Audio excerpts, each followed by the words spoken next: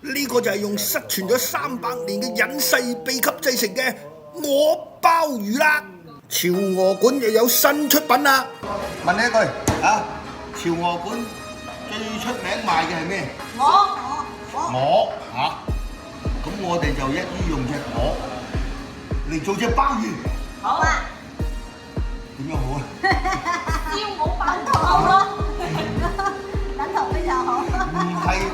唔係話將佢用隻燒鵝加個鮑魚嚟到做個煲，咁啊簡單啦。係啊，用個燒鵝裏邊嘅嘢嚟做一隻好似鮑魚咁樣嘅嘢，咁先係功夫啊嘛。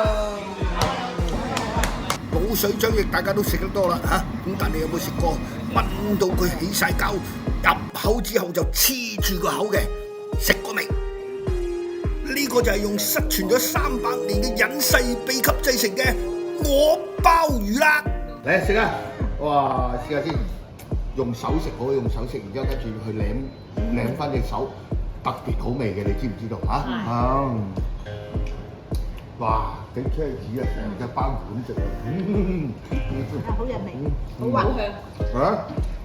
感唔感覺黐住晒你個口？係啊。好似好膠水黐住個嘴咁。我自己都覺得靚。真係好食。鵝鮑魚響2026年4月13號，潮鵝館全線推出。